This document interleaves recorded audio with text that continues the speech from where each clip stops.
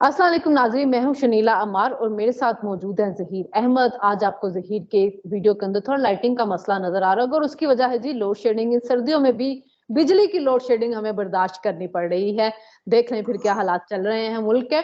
आज भी हम बात करेंगे जो कागजात नामजदगी मंजूर हो रहे हैं, मुस्तरद हो रहे हैं। उसके अलावा कल एक बात के ऊपर मेरी और ज़हीर का टाकरा हुआ था, बहुत सी बातों पे टाकरा हुआ था कल तो, लेकिन एंड पे एक बात के ऊपर जो टाकरा हुआ था उसमें ज़हीर ने जो बताया था कि किसका बयानिया चलेगा, तो अब जराए से कुछ खबरें आई हैं, उसको हम डिस्कस करेंगे और उसके ऊपर हम बात करेंगे। लेकिन उससे पहले आपने हमारे चैनल को सब्सक्राइब करना है, बेल आइकन को प्रेस करना है और वीडियो को लाइक जरूर करना है। अस्सलाम वालेकुम ज़हीर, कैसे हैं आप?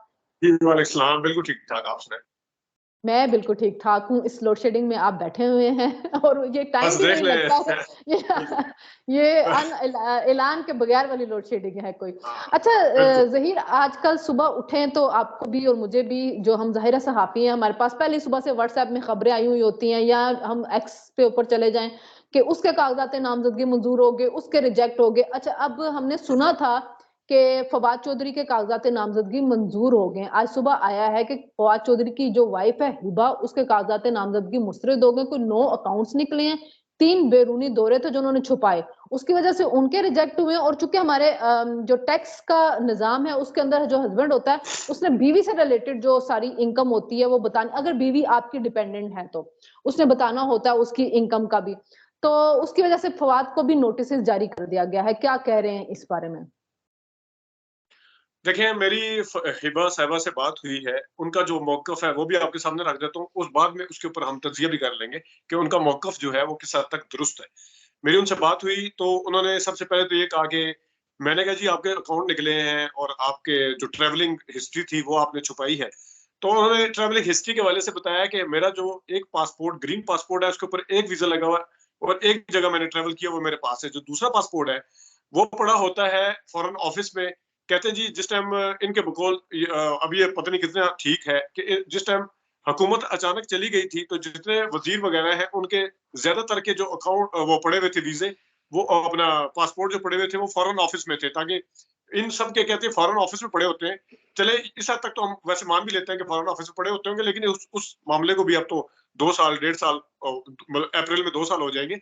लेकिन बहरहाल उनका मौक़िफ़ ये है कि वो उनके पास पड़े हुए थे, तो उन्होंने उस चीज़ को ज़ाहिर है मेरे पास जब वो एक चीज़ थी नहीं, तो मैं उसको किस तरह ज़ाहिर करती अपने डॉक्यूमेंट में ना, क्योंकि मुझे उसका ज़ुबानी याद नहीं था, तो वो उनके पास पड़े हुए थे, उसके ऊपर इन्होंने ये प्ली ली है, जो ट्रैवलिंग हिस्ट्री है। अच्छा, अब मैं आता हूँ, जो उन्होंने अकाउंट के हवाले से अपना मौक़िफ़ दिया है, वो कहती हैं कि जो डोरमेंट अकाउंट होते हैं, जो आप मतलब किसी ऑफ़िस में जब आप जॉब करते हैं, तो वो सैलरी अकाउंट जिसे कहते हैं ना, मतलब आपका अकाउंट खुलता है जिस तरह हुँ। किसी का यूबीएल में आती है सैलरी, किसी की स्टैंडर्ड चार्टर्ड में आती है, किसी कहीं पे आती है। उन्होंने कहा जी मैंने 3 जॉब्स की थी, तो वो 3 अकाउंट थे, वो अगर बैंक ने बंद नहीं किए, तो इसमें मेरा कोई कसूर नहीं है, तो उसमें भी 5, 7, 10 हज़ार अगर कोई अमाउंट पड़ी, उसमें मेरा कोई कसूर नहीं है और उसको बंद करना चाहिए था। कहते हैं वो प्रॉपर अकाउंट नहीं थे, उनका मौक़िफ़ ये है। लेकिन मैंने फिर उनसे पूछा, फिर उन्होंने बताया कि मैंने 9 अकाउंट्स विथड्रॉ भी निकले कर हैं ज़हीर, 3 नहीं 9 अकाउंट्स निकले हैं। हाँ, 9 अकाउंट है, बिल्कुल, मैं और इसके ऊपर आता हूँ बाद में। स्टेट मैंने बैंक ने पहले डिटेल दी है। हाँ, पहले मैं उनका मौक़िफ़ आपको देना चाह रहा था। अच्छा, हुँ। थोड़े से मुझे फैमिली इश्यूज़ यहाँ पे भी नज़र आए हैं शलीला। एक तो उनसे मैंने पूछा, उन्होंने कहा जी मैंने विथड्रॉ कर ली है उसको, मैंने पीछे मतलब अच्छा। पीछे हट गई हूँ मैं, मेरा ख़ावंद आगे हुँ। आएगा, ख़ावंद करेगा जो कुछ करेगा, लेकिन मैं खुद पीछे चली गई हूँ। तो मैंने पूछा कि आप पीछे क्यों गए? अच्छा, उन्होंने बड़े तरीके से बताया कि अब पता चलेगा ना कि वो जो रोज़े बख्शवाने उन्होंने एक मिसाल दी थी, अब ये उनका इशारा फैसल चौधरी की तरफ है, यकीनन, क्योंकि उसकी वजह ये है कि फैसल चौधरी वकील हैं और भाई हैं फवाद चौधरी के। फवाद चौधरी की चीज़ें उन्होंने ट्रैवल कहाँ किया था, उनकी जो चीज़ें अब सामने आई हैं, जो नहीं आई थी, ये काम बनता था फैसल चौधरी का, कि वो सारी हुँ। चीज़ें सामने लेके आते। वो सामने क्यों नहीं लेके आए, ये एक बहुत बड़े क्वेश्चन है। और ढके-छुपे अल्फाज में उन्होंने भी इस चीज़ को ज़िक्र किया है कि अब वो कहते हैं मैं तो हट गई हूँ पीछे, लेकिन अब वो करेंगे और अब फैसल चौधरी साहब को पता चलेगा कि वो उन्होंने ये चीज़ें क्यों बताई नहीं थी। तो ये उनका अच्छा, मौक़िफ़ है उस और हाँ, बहरहाल अभी ज़हीर तक तो वो उसमें हाँ, उसमें जो देखिए ट्रैवल हिस्ट्री है, चले हम मान लेते हैं वो कह रही है कि फॉरेन ऑफिस में पड़े हुए थे, उनके पास नहीं था, रिकॉर्ड उन्होंने नहीं दिया। देखिए बैंक और कहा जी अकाउंट एफआईए अगर देता भी नहीं मुझे। हाँ, दूसरी बात ये है कि जो बैंक अकाउंट और मेरा हमें ट्रैवल हिस्ट्री के ऊपर किसी के रिजेक्ट करने भी नहीं चाहिए। मुबारक हो जी, लाइट आ गई आपकी। वो जो है वो जो उनके बैंक अकाउंट्स थे, देखिए बैंक अकाउंट्स वाली आपकी बात ठीक है कि मैंने भी एक चैनल पे जॉब की तो मेरा एमसीबी में अकाउंट था, बाद में मुझे वो अकाउंट बंद डॉर्मेंट में चला गया, लेकिन मैंने वहां से सारे पैसे निकलवा लिए। फिर आपका को पता होगा कि एक्सप्रेस चैनल वाले ने अपना एक अकाउंट था तो उसमें हम करवाना पड़ा, वो अकाउंट भी मैं अब यूज नहीं करती, उसकी में मेरा जो एटीएम है वो भी खत्म हो गया, डॉर्मेंट हो गया, ऐसे अकाउंट होते हैं। लेकिन जब मैं अपने इनकम टैक्स आजकल जब मैं फाइल करती हूँ तो मेरे एक्टिव अकाउंट जाते हैं, मेरे वो जो अकाउंट है उसको कंसीडर नहीं करता मेरा भी टैक्स, इनकम टैक्स का जो लॉयर है। तो ये हिबा बुखारी इसके ऊपर ये जस्टिफिकेशन नहीं दे सकती कि वो अगर एक्टिव होंगे, यूज हो रहे होंगे तो स्टेट बैंक देता है, अदरवाइज स्टेट बैंक नहीं देता, क्योंकि फिर तो मुझे भी एफबीआर की तरफ से कभी आ जाए ना लेटर कि आपके ये दो जो बैंक है इसके बारे में आप क्यों नहीं डिटेल देती हैं।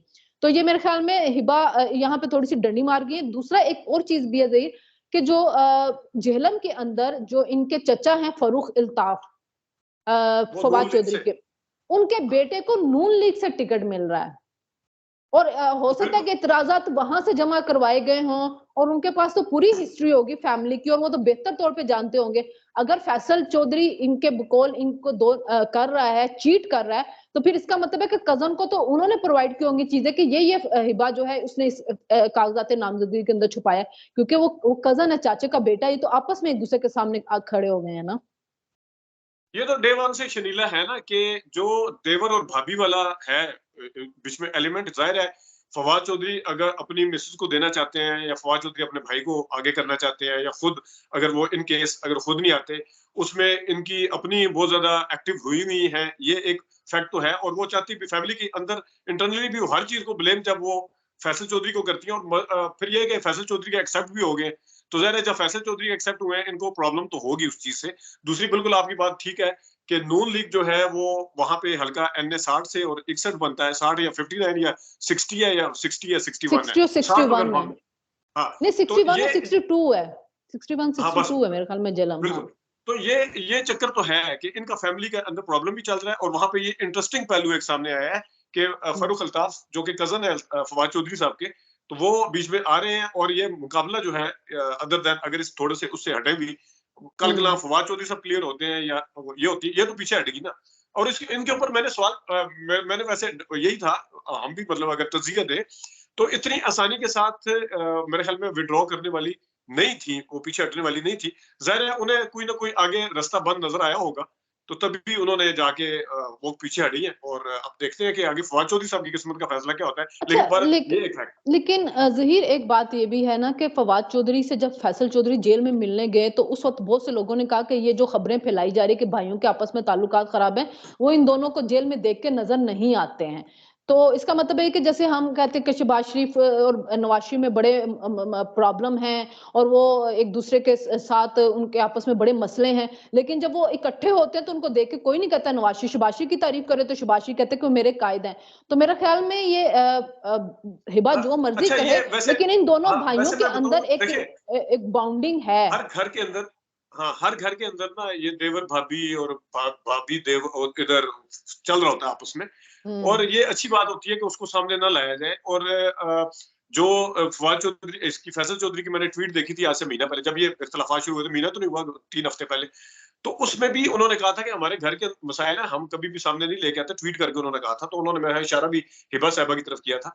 तो ये मामला तो है, जाहिर है अब फवाद चौधरी ना तो जाहिर है भाई से बिगाड़ सकते हैं, ना ही वो अपनी मिसेज भाई उनका अच्छा, मुकदमा भी लड़ मिसेस रहा भी है, दो है अरे ना, यार मिसेस भी तो दो हैं, एक फैमिली के अंदर और एक हिबा है। हाँ चलो वो दूसरी का तो नहीं, हमें तो इन्हीं को डिस्कस करेंगे ना जो इस वक्त आगे आके बात भी कर रही हैं और जो हाँ जी। उनकी कवरिंग कैंडिडेट भी बनी और सारा कुछ किया। लेकिन बहरहाल आज की डेट तक वो खुद जो है वो पीछे हट गई है। अच्छा, एक और खबर थी, अब उसको कंफर्म हम करेंगे, लेकिन वो चल रही है खबर वो भी कि शाह महमूद कुरैशी के कागजात फिर रिजेक्ट हो गए, लेकिन उनकी बेटी और बेटे के एक्सेप्ट हो गए हैं। तो शाह महमूद कुरैशी के कागजात रिजेक्ट करने की वजह वही बन रही है जो कि 9 मई जिसको कहा जा रहा है, क्योंकि अब 9 मई के ऊपर बहुत ज्यादा अग्रेसिव सोशल मीडिया के ऊपर कैंपेन शुरू हो गया, रोज हर रोज नई वीडियोस निकाली जा रही होती हैं जो दिखा रहे होते हैं, सहाफ़ी चला रहे होते हैं कि ये नई वीडियो है 9 मई की और 9 मई से रिलेटेड अब मुकदमात जो हैं उनको भी किया जा रहा है और अदालतें भी कह रही हैं जो मफरूर हैं वो इलेक्शन नहीं लड़ सकती हैं।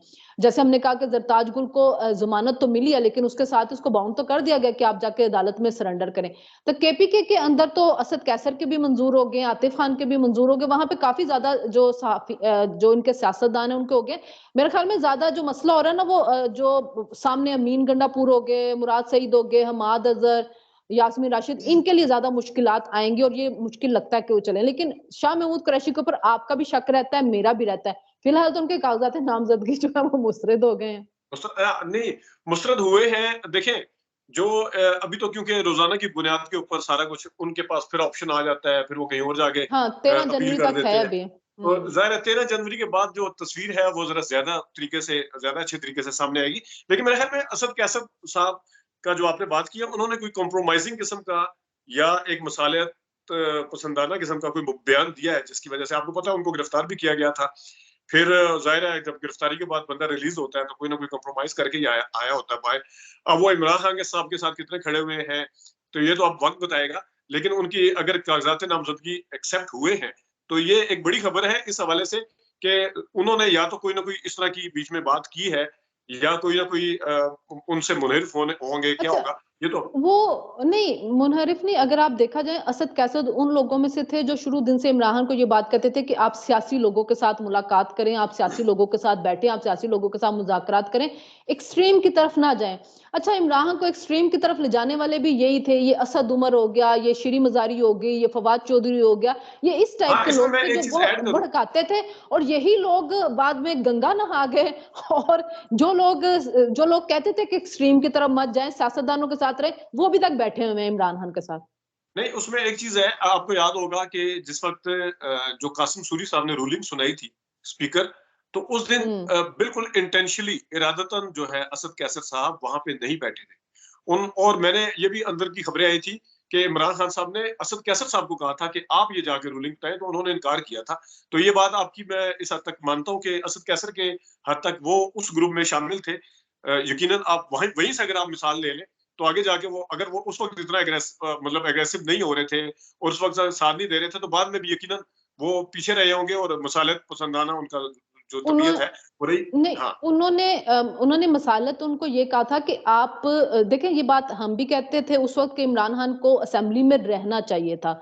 आप पार्लियामेंट के अंदर रह के बहुत कुछ कर सकते हैं, आपको अपनी असेंबलियां तोड़नी नहीं चाहिए थी। कभी भी सियासत को बंद गली के अंदर नहीं पहुंचाया जाता। असद कैसर लोग पुराने सियासतदान थे और उस वक्त भी असद कैसर के बयानात आते थे और सब लोग कहते थे कि असद कैसर वगैरह या इस तरह कुछ और जो सियासी लोग थे वो उनको कहते थे कि आप इतनी एक्सट्रीम पोजीशन ना लें, इतनी एक्सट्रीम के ऊपर मत जाएं। ये सियासी लोग हैं, इनके साथ बैठे, इनके साथ बातचीत करके अपने मसले वगैरह निकाले। जैसे अब हम खबरें सुन रहे हैं, मुझे नहीं पता वो कितनी ठीक है कि नहीं, लेकिन ये कहा जा रहा है कि खासतौर पर खैबर पख्तूनख्वा की तरफ से आ रही है कि हम पीपल्स पार्टी के साथ इत्तेहाद करने के लिए तैयार हैं। पीटीआई की तरफ से आता है कि हम खैबर पख्तूनख्वा में उनके साथ इत्तेहाद करने के लिए तैयार। तो बहुत बेहतर होता कि अगर आप पहले भी उसके अंदर रहते। अच्छा, अब हम बहुत दिनों से कुछ बात ये कर रहे थे कि टिकटों के ऊपर के नवाज लीग जो अपने लोगों को इग्नोर ना करे, खासतौर पे जिन्होंने साथ दिया। आज एक हमारे सहाफी हैं हसन अयूब साहब, उनके अपने भाई भी कोई प्रोविंशियल इलेक्शन लड़ रहे हैं नवाज लीग के। उन्होंने कागजात जमा करवाए, अभी टिकट का पता नहीं मिलते हैं कि नहीं मिलते, लेकिन वो पुरानी उनकी सियासी फैमिली, उनके वालिद का भी बड़ा ताल्लुक था चौधरी निसार से। उनका कहना है कि तलाल चौधरी को टिकट मिल चुकी है, कंफर्म है। नहीं, अच्छा, वैसे ये वाली ट्वीट आपने मुझे भेजी भी थी और मैंने खुद भी खैर देखी बाद में। तो उसके बाद मैंने एक नून लीग के अंदर के बंदे हैं, उनसे उनसे मेरी बात हुई है और एक रिपोर्टर है हमारे फैसलाबाद के, उनसे हुई है। उन्होंने फैसलाबाद की सियासत के हवाले से भी बड़ी दिलचस्प खबरें बताई हैं। लेकिन उनका मानना ये है कि वो यही कहते हैं सारे, इवन ये तो ननकाना अजड़ा वाला है ना? हाँ, मतलब जड़ा वाला उसी जिला तो मेरे ख्याल में शायद वही डिवीजन तो वही बनती है। अच्छा, इस उसमें बड़ी ज़बरदस्त उन्होंने बात बताई मुझे कि ना सिर्फ़ उस रिपोर्टर ने, जो कि रिपोर्टर है, उनकी अपनी ख़्वाहिश भी यही है कि रिपोर्टर, ज़ाहिर है हर बंदा एक वोटर भी तो है ना रिपोर्टर के साथ-साथ। तो उनकी ख़्वाहिश है कि वो मिले तलाल चौधरी को। और जो नून लीग के अंदर धड़ेबंदी है, उसके अंदर नून लीग के जिस बंदे से मेरी बात हुई, वो भी तलाल चौधरी के हक में है। लेकिन मसला ये है कि दोनों ने ये बात जो है हसन अयूब साहब ने की है, वो कहते हैं कि ये अभी बहुत ज़्यादा प्रीमैच्योर है। और उसके एक रिपोर्टर जो है, उन्होंने मुझे कहा है कि जो हसन अयूब साहब हैं, उस दिन खैर हमारे प्रोग्राम में भी आए हुए थे, लाहौर से आए थे। सीधा। तो उन्होंने कहा जी ये लाहौर में बैठ के इकट्ठे बैठ के खाने शाने खा रहे होते हैं, तो ये खबर उन्होंने दी है, खुद दी है। वो खबर में उस तरह की अभी तक कितनी सदाकत है इसके ऊपर वो कहते हैं जी 90% अभी भी शेर वसेर जो है, जो भी है वो उसके हक में इसलिए ज्यादा पक्का वो है कि उनके हवाले से कमिटमेंट की गई है आईपीपी से अच्छा या कहीं और उसमें पे कमिटमेंट की गई है। उसमें बीबी अच्छा जो है, ज़हीर बीबी उसमें मरियम बीबी जो है सब जबरदस्त किस्म की जोर लगा रही है और बनता भी है, जाहिर है तलाल चौधरी से ज्यादा किसने डिफेंड किया हाँ, होगा। लेकिन हुँ। अब उनकी ख्वाहिश एक तरफ है, लेकिन खबरें अभी तक यही है, आगे देखते हैं कि क्या होता है। खबरें अभी अच्छा यही है। लेकिन ज़हीर ये है कि जो हसन अय्यूब हैं मैं मतलब ज़ाहिर है मीडिया की वज़ह से हमारा भी ताल्लुक है, आपका भी उनसे ताल्लुक है। नवाज़ लीग से रिलेटेड उनकी खबरें 99% ठीक होती हैं। ये उनका रिकॉर्ड है कि नवाज़ लीग से मुतल्लिक जो वो खबर देते हैं 99% उनकी ठीक होती हैं। सो मुझे अभी तक उनकी खबर को लेके ये उन्होंने 2 लोगों की अभी आज खबर दी है। एक राजा कमरुल इस्लाम की उन्होंने कहा कि उसकी टिकट पक्की है और राजा कमरुल कमरुल इस्लाम इस्लाम ने में तो तो कोई बहुत मेरा नहीं हाँ, ख्याल के देखिए राजा कमरुल इस्लाम का कमरुल रोला नहीं है इधर। कमरुल इस्लाम ने बहुत पहले से अपनी कैंपेन भी स्टार्ट कर दी हुई है। मेरे ख्याल में सबसे पहले जिसने कैंपेन स्टार्ट की थी वो कमरुल इस्लाम ही थे और और आपको ये याद होगा सबसे पहले जो बंदा गिरफ्तार हुआ था वो भी कमरुल इस्लाम था, कमरुल पिछले इस्लाम ही था इलेक्शन। फिर हाँ जी, ठीक है। उसकी हाँ, बेटी और उसके तो बेटे ने उसकी हाँ कैंपेन नहीं चलाई उसके थी। उसके हलके में शरीला उसके हलके में उस तरह से वो देखे एक निसार अली खान था, वो छोड़ के चला गया। ठीक है, उसके हाँ, अलावा भी कोई उस तरह का लेकिन उम्मीदवार सामने नहीं आया। वहां यहाँ पे रोला नहीं है। पीपी की सीट रोला मिल रही है ना? हाँ, रोला वहां पे है। और उसके साथ साथ मैं एक और चीज आपको बताऊं कि जिस तरह राजा रियाज का हल्का है, वहां पे राना अफजल का बेटा था राना हसान, और राना उसको हसान देना ने चाहिए था। हाँ, राना राना हसान को देना हसान चाहिए था, बड़ा वज़ीर पढ़ा वज़ीर लिखा मुमलिकत भी रहा है, और राना राना हुँ। हसान ने बाकायदा कहा है किसी जगह पे कि मैं इतनी कैंपेन उस तरह की नहीं कर सकता या जिस तरह का ये है। तो राजा रियाज का रास्ता भी काफ़ी हद तक साफ है। अब मैं आपको मज़े की बात बताऊँ कि अच्छा अली वैसे गौर बलोच मैं एक बात कहूँ मुझे राजा रियास की बजाय अगर अफ़ज़ल को राना अफ़ज़ल के बेटे को दी जाती तो ज़्यादा अच्छा था। राना नहीं, अफ़ज़ल का लेकिन वो बेटा एक कमिटमेंट का एक क्या एजु होगा? हाँ, वो यही मैं कमिटमेंट कह रही की हूँ नहीं गलत है। भई मैं तो उसको तनकीद कर रही हूँ, मैं कौन-सा उसके हक में बोल रही हूँ कि नहीं, राना अफ़ज़ल का बेटा एक पढ़ा-लिखा अच्छा एजुकेटेड फेस है। मैं 1-2 प्रोग्राम में उसके साथ गई हुई हूँ। वो बहुत अच्छी डिबेट करता है, आर्गुमेंट के साथ बात करता है, इमोशनल नहीं होता, इल्ज़ामात नहीं लगाता। हमारी सियासत को ऐसे पढ़े-लिखे मैच्योर लोगों को ना कि साडा पोस्टर फाड़ देता ते हमें तो अब लिफ्ट नहीं कराते। बस करें ना, बहुत पुराने हो चुके हैं ये लोग। अब आपको नई चीज़ें सामने लानी चाहिए। ये मेरा एक पर्सनल व्यू है, मैं इसको डिफेंड कर रही हूँ कि उसको आना चाहिए। मैं राजा रियाज़ की कमिटमेंट वाले को डिफेंड कर ही नहीं रही हूँ, करनी ही नहीं चाहिए थी ऐसी कमिटमेंट। नहीं करनी चाहिए। और दूसरी बात ये है कि ये एक और चीज़ है। जो अली गौर बलोच है, वो तलाल चौधरी की तरह बड़े कद-काठ वाले सियासतदान नहीं है। लेकिन मेरे ख्याल में जिस चैनल के ऊपर आप उठा के देखें ना शनीला, जिस वक़्त आपको नून लीग अवेलेबल नहीं होती, तो आपको अली गौहर बलोच नज़र आएगा वहाँ पे। और अली गौहर बलोच को टिकट अलॉट हुआ, तो जिस टाइम टिकट हुआ, वाहिद मेरे ख्याल में अली बलोच भी उनमें से था, जिसमें शहबाज शरीफ साहब, नवाज़ शरीफ साहब और मोहतरमा मरियम नवाज़ शरीफ साहिबा, तीनों ने उनकी तारीफ की थी। अब इस लिहाज से तो रास्ता उनका साफ था। अब वहाँ पे नई पख क्या डल गई है, वहाँ पे आ गए हुमायूं अख्तर खान। हुमायूं अख्तर खान जो है, वो लाहौर की हद तक तो लाहौर का जो फिनोमेना है वोटर का और तरह का है। उसकी वजह ये हुँ। है कि इनकी अपनी मिल जो है तांदिया वाला मिल, वो उसी हलके के अंदर आती है। आपको पता है मिल के अंदर मुलाजमीन भी होते हैं, मिल का के अंदर असर रसूख भी होता है एम्प्लॉयर का। तो वो अपनी जगह पे है। वहां पे इनके बारे में तो उस टाइम मशहूर था कि जहां पे साद रफीक वगैरह जो है वो ₹1 रखते थे जाके, वहां पे ₹100 रखते थे। और जिस जमाने में दोनों भाई बाहर से डॉलर कमा के लाते थे, वो डॉलर जाके रखते होते थे। उससे पहले की बात है, इतने तगड़े हैं। उन्होंने आके मुझे वहां के रिपोर्टर ने बताया और नून लीग के बंदे ने बताया कि अली बलोच वाला जो मैच है वो बहुत सख्त मैच होगा। उसकी 2 रीजन है। नई हल्का हल्का बंदियां हुई हैं। जो जिस बंदे ने अली बलोच के नीचे एमपीओ जो था, जिसने 40,000 वोट लिया था, वो जाके आईपीपी में बैठ गया क्योंकि उसका हल्का खत्म हो गया था। नई हल्का बंदियों के बाद हुँ। उसका जब हल्का खत्म हुआ है, जिस एमपीए ने 40,000 वोट लिए थे, वो जाके हुमायूं अख्तर के साथ खड़ा हुआ है। और अब वो कह रहे हैं कि जो सर्वे अभी नून लीग के अंदर के बंदे कह रहे हैं कि जो अवामी सर्वे आ रहे हैं, वो 19-20 का मुकाबला चल रहा है इस टाइम अली गौर बलोच का। और क्योंकि हुमायूं अख्तर खान बाहर से आए हैं, अभी आउटसाइडर है। उसूली तौर पे अब देखें, मतलब हर जगह अगर कहीं को गन करना हो ना, तो वो बड़े-बड़े बंदे जाके ना अपनी-अपनी मर्ज़ी से चले जाते हैं और जाके वहाँ पे हलकों में खड़े हो अच्छा जाते हैं। वैसे वहाँ इस हलके का हाँ, वैसे नवाज़ लीग की टिकटों के फैसले के बारे में उन्होंने कहा था कि उन्होंने हर हलके के अंदर सर्वे करवाया था उम्मीदवार को लेके कि अगर ये 2-3 उम्मीदवार हमारे पास हैं, तो अवाम किस उम्मीदवार को ज़्यादा पसंद करती है। नवाज़ लीग ने हर हलके के अंदर ये सर्वे करवाया और उसी हिसाब से टिकट देनी है। तो मेरे ख्याल में कि अगर उस सर्वे में गौहर बलोच को ज़्यादा लोग पसंद कर रहे हैं, तो उसको फिर कंसीडर किया जाएगा। हुमायूं अख्तर आया तो है, लेकिन अभी तक हुमायूं अख्तर का नाम नहीं सुन रहे कि उसकी वजह से कोई मसला बन रहा हो। अच्छा, लास्ट में हम फटाफट रैप अप करते हैं। कल मैंने एक आपसे चीज मैं पूछा था। एक चीज और भी ऐड कर दूं।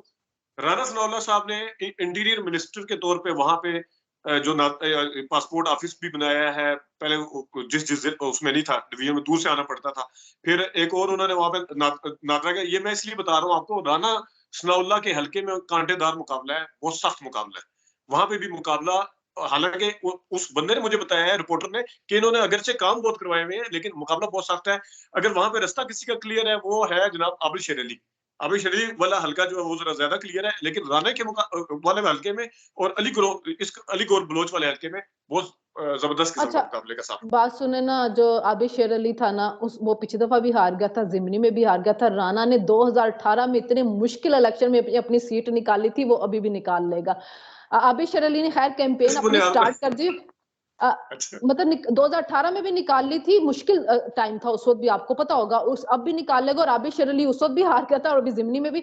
लेकिन आबिद शेर अली ने कैंपेन बड़ी अग्रेसिव स्टार्ट की हुई है, वो घर घर जा रहा है, क्योंकि जाहिर है वो हर रोज अपनी तस्वीरें शेयर कर रहे हैं, वीडियो शेयर कर रहे हैं सोशल मीडिया के ऊपर। तो उन्होंने इस वक्त 3-4 लोग हैं, ख्वाजा आसिफ, खुरम दस्तगीर, सायरा अफजल तारर, राजा कमरुल इस्लाम और आबिद शेर अली, जिन्होंने बड़ी एग्रेसिव कैंपेन अपनी स्टार्ट कर दी हुई है। एक घर के अंदर जा रहे हैं और जाके लोगों से मिल रहे हैं और सब कुछ कर रहे हैं। अच्छा, हम अब रैप अप करते हैं। कल मैंने आपसे शेर अफजल मरवत पे बात की थी और गौहर पे कि इनमें से किसका बयानिया चलेगा। आपने कहा था अफजल मरवत जो है वो भी मिल के आए हैं इमरान खान से।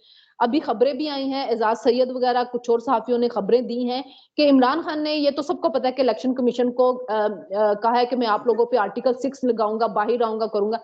लेकिन कह रहे हैं कि वहां पे इमरान खान ने काजी फाइज ईसा को गालियां भी निकाली हैं उनके सामने। और इसी वजह से जो फिर अफजल मरवत है, वो ठीक कह रहे होंगे कि इमरान खान नहीं एतमाद का इजहार कर रहे।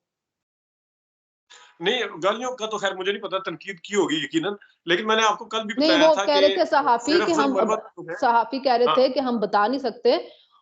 लेकिन बड़ी गंदी गालियां निकाली इमरान खान ने, और वो इलेक्शन कमीशन के लोगों को मारने के लिए भी उठे हैं।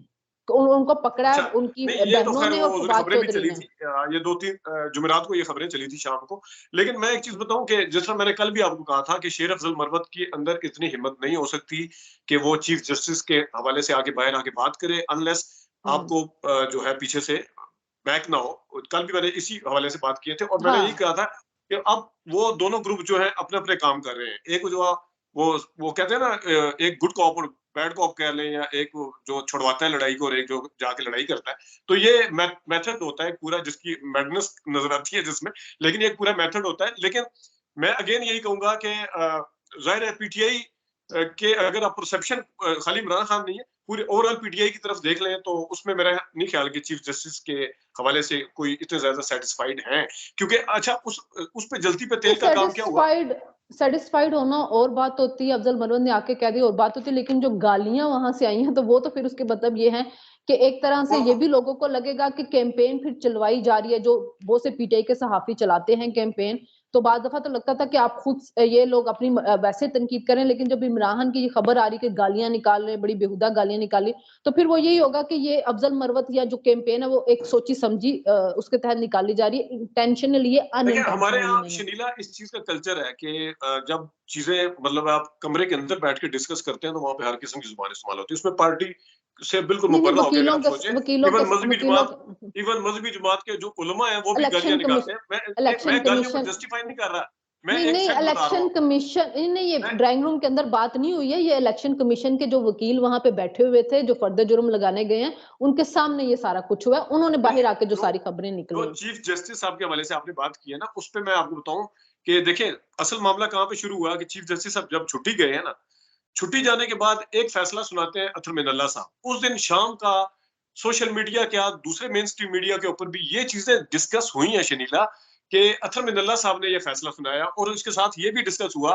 कि अगर यहाँ पे काजी फाइजा साहब होते, चीफ जस्टिस साहब होते, क्या इस तरह आता है। ये परसेप्शन आया है, मैं उस परसेप्शन की बात कर रहा हूँ। उस फैक्ट के हवाले से देखिए परसेप्शन दोनों साइड से। अतर मिनुल्लाह ने ही वो जज थे जिन्होंने ख्वाजा आसिफ के ऊपर आर्टिकल 6 लगाते हुए उनको नाअहल करवा दिया था वो कामे शिकामे के ऊपर, और वही ख्वाजा आसिफ जो थे सुप्रीम कोर्ट से जाके क्लियर हो गए थे। तो यहाँ पे बहुत से जजेस के बहुत से कंट्रोवर्शियल फैसले होते हैं।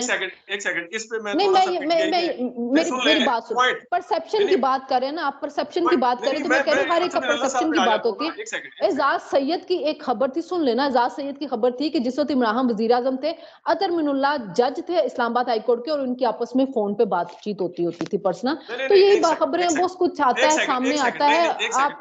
आप मेरे ख्याल में टाइम बहुत ज्यादा हो गया। फिर एक सबसे बड़ा फैक्ट भूल रही हैं आप। आपको याद होगा अप्रैल में जब रात के टाइम कोर्ट खुली थी, अतर मिनुल्लाह साहब ने आगे खोली थी और पीटीआई ने सबसे ज्यादा तनकीद की थी उनके ऊपर। और इनके ऊपर इल्जाम क्या लगा था कि ये सिर्फ और सिर्फ आर्मी चीफ के हवाले से उन्होंने साइन कर दिया उनके रिमूवल का, जो बाजवा साहब थे। तो इस वजह से अतर मिनुल्लाह ने आगे कोर्ट खोली है ताकि इस किस्म का अगर कोई नोटिफिकेशन है, ये बड़े अच्छे तरीके से आपको पता। और उस वक्त लेकिन अतर मिनुल्लाह ने उस पे कुछ और कहा था। अतर मिनुल्लाह ने उसके ऊपर कुछ और कहा था, मुझे एग्जैक्ट याद है। उस वक्त अतर मिनुल्लाह साहब के ऊपर पीटीआई ने बहुत तनकीद की थी। उस वक्त सुप्रीम कोर्ट भी खुल गए थे। अच्छा यही नहीं, मैं आपको एक और चीज बताता हूँ। कमल शोजब का जो केस था, कमल शोजब के केस के ऊपर जो अतर मिनुल्लाह साहब ने रिमार्क्स भी दिए थे और जो अतर मिनुल्लाह ने किया था, उस टाइम पीटीआई के लोगों ने उनके ऊपर, आप उनको ब्रैकेट ना करें कि वो इमरान खान से बात करते थे या ये करते थे। आप उठा के देखिए, कमल शोजब के जो केस थे, कमल शोजब के केस के हवाले से बड़ा हुआ था कि इन्होंने उसके औरत होने के हवाले से और फिर काफी सारी हुई थी, तो पीटीआई ने इनको अच्छा खासा लगेता था। तो ये बात की खबर थी, सहाफी की खबर थी, और अतर मिनुल्लाह ने कहीं पे उस पर तरदीद नहीं की और ना उस सहाफी को कोर्ट में बुलाया कि आपने झूठी खबर दी है। तो मैं इसलिए कह रही हूँ कि सहाफी की खबर थी। खबरें के ऊपर नोटिस और इतने बड़े-बड़े जज जो अतर मिनुल्लाह ने बड़े सहाफियों को दिए, फिर वो अपने काम को छोड़ देंगे, यही काम होना शुरू हो जाएगा। अतर मिनुल्लाह ने बड़े-बड़े वो दिए में एक जज ने बयान हल्फी जमा करवाया था कि इतना पता है अतर मिनुल्लाह साहब कहां-कहां पीएमएलएन के कहां-कहां वो गुड बुक में रहे हैं, वो भी मुझे पता है। और पीटीआई कब उन्हें गालियां निकालती रही है, अगर आप कहेंगी तो मैं कल पूरी डिटेल आपको बता दूंगा लाके। वो सारे निकालते, सबका वो होता है। तो पीटीआई जो होती है ना, उन्होंने बहुत सौ को गालियां निकाल देती है, फौरन हक में हो जाती है, ना करें। बैठ के साकिब निसार को और ये जो पीछे वाले थे बंदियाल साहब को, मौलाना फजल रहमान साहब के साथ बैठ के क्या किया था। तो आप बंद कमरों में क्या नहीं करते होंगे, वो तो जब माइक सामने होता है उस टाइम वो इस तरह की बातें चल रही होती हैं। हाँ जी, बिल्कुल बिल्कुल सही करते थे। मैं तो आपको कहा है कि इमरान खान ने, आपने वीडियो फिर लंबी कर दी है तो ठीक है। नहीं, मैंने आपके साथ एग्री किया कि आपने कहा कि मरवत का बयानिया चलेगा। मैंने कहा बिल्कुल उसका चलेगा, क्योंकि अगर इमरान खान काजी फैज इसको गालियां दे रहा है तो इसका मतलब ये है कि मरवत के जरिए उसने अदम इत्मीनाद का जो इजहार किया वो ठीक किया। मैंने तो ये बात की, मैं तो आपको एग्री कर रही हूं। देखिए एक सेकंड, मैं गालियों को जस्टिफाई नहीं कर रहा, मैं उस परसेप्शन की बात कर रहा हूं कि काजी फैज साहब सिर्फ इमरान खान साहब जो है वो काजी फैसल साहब के हवाले से बात नहीं कर रहे, पूरी पीटीआई के अंदर इस वक्त ये सवाल उठ रहे हैं। भाई पीटीआई उसी तरह चलती है ना, जिस तरह आप एक सोशल मीडिया कैंपेन चलाएंगे तो पीटीआई उसके साथ साथ चलेगी ना। लीडरशिप चीज चलती है। अगर अफजल मरवत, वो सोशल मीडिया कैंपेन जो है ना, वो आपको पता है कि सारी की सारी पीटीआई के मैक्सिमम लोग जो सोशल मीडिया के ऊपर है, उसमें कोई कैंपेन ये नहीं है कि आपको लिखा लिखाया मैसेज आएगा और लिखा लिखाया मैसेज उसी तरह पढ़ दिया जाएगा, इनका जो वक्री टाइप है ज़हीर ज्यादातर लिखे लिखाए होते हैं जो पीटीआई के सहाफी हैं। मैं नाम भी ले लेती हूँ, इमरान रियाज, साबिर शाकिर, तारिक मतीन, साबिर शाकिर, इमरान रियाज। लिखे लिखाए उसको कहते हैं कि पहले वरीदा फारूकी करती है आगे, फिर मुबशर लुकमान आगे करता है, फिर तीसरा करता है, फिर चौथा करता है, वो होता है लिखा लिखाया। फेक न्यूज एक सारे शेयर करते हैं और उसके बाद फिर सारे उस फेक न्यूज को विड्रॉ करते हैं। ये एक पैटर्न बना हुआ है। मेरा तारिक मतीन के साथ बकायदा ट्विटर के ऊपर इस बात के ऊपर लड़ाई झगड़ा हुआ था, क्योंकि मैंने उसको कहा था कि आप हर दफा फेक न्यूज एक शेयर करते हैं, फिर वो फेक न्यूज नून लीग की तरफ से नहीं आती, वो नून लीग की मीडिया सेल की तरफ से फेक न्यूज नहीं आती। मुझे नहीं पता, मैं नहीं देती, मुझे नहीं पता, तो पता नहीं होगा ना। मैं आपको निकाल के दिखा दूंगा साइड ना, मैं पता, लेकिन मैं साबिर शाकिर जो होता है, इमरान रियाज, मैं आपको बेताशा इस तरह की ट्वीट दिखा सकता हूँ जिसको बाद में मरियम औरंगजेब साहबा ने डिलीट किया, जिसको वरीदा फारूकी ने डिलीट किया। मैं आपको उनके स्क्रीनशॉट मैंने लिए होते हैं जो डिलीट कर देते हैं बाद में, इकट्ठे करते हैं। फिर उसके बाद जब लोग उनको पॉइंट आउट करते हैं, अब आप ये देख लें कि वो कितने 2021 में पीटीआई के किसी एक एमपीए को गोली लगी थी, फायरिंग से मारा गया, वो कल उसकी वीडियो निकाल के सारे पीटीआई के सहाफी जो उसको शेयर कर रहे थे और फिर नवाज लीगी उनको बता रहे थे ये 2021 के मेरी मोबाइल की बैटरी खत्म हो रही है, अब हम इस प्रोग्राम को यहाँ पे एंड करते हैं। और हम फिर आज हमारा प्रोग्राम लंबा हो गया, फिर कल आपसे मुलाकात होगी नए टॉपिक के साथ, देखते हैं किसके कागजात रिजेक्ट होते, किसके मंजूर होते हैं। तब तक के लिए हमें इजाजत दीजिए, अल्लाह हाफिज।